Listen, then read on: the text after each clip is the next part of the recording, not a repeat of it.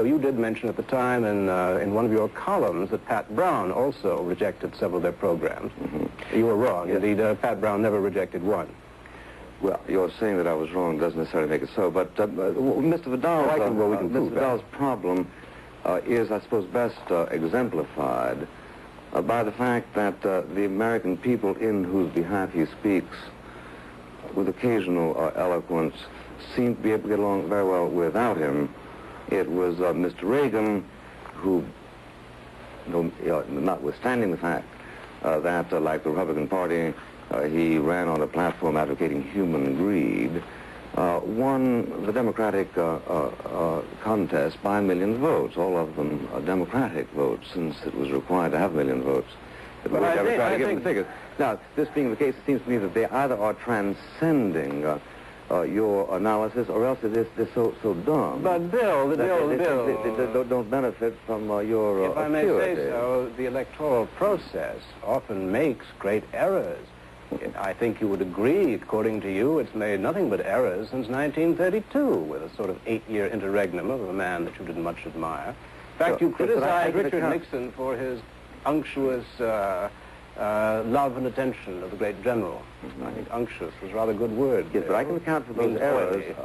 I can account for those errors other than by using these neurotic terms that you are so fetched by. I say the Republican Party is here to do a responsible job.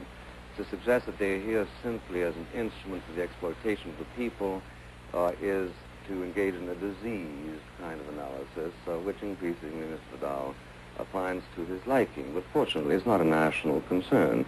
Perhaps the Republican Party should have a platform on how to deal with Vidal.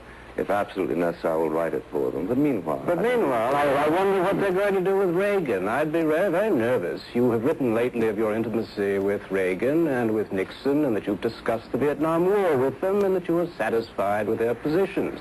Since you're in favor of the invasion of Cuba, since you're in favor of bombing the nuclear potentiality of China, since you're in favor of nuclear bombing of North Vietnam, I'd be very worried about your kind of odd neurosis. Your warlike neurosis being a friend of anybody who might be a president. If I were one of the candidates, I would say, Bill Buckley, don't stay home.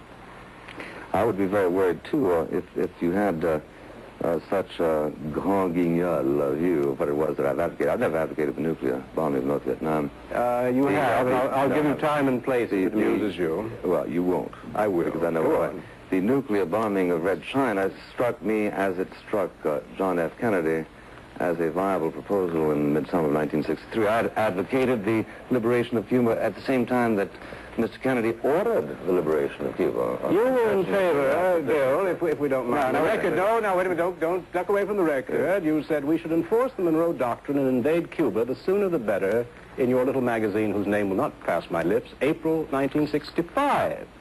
You favored bombing Red China's nuclear production facilities the 17th of September, 1965 in Life magazine. And you suggested the atom bombing of the north of Vietnam in your little magazine, which I do not read, but I'm told about, the 23rd of February, 1968. So you're very hawkish. And now, if both Nixon and Reagan are listening to you, I'm very worried for the country. Now, it seems to me that the Republican Party has shown a record of greater sobriety than Mr. Vidal, who boasts of not reading something which he is prepared to misquote in the presence of the person who edits it. Now, Bill Buckley, if the quotation is exact... We know that your tendency is to be feline, Mr. Vidal, but just relax for a moment and take it very simply on this. I have not advocated, I'm not horrified at the prospect.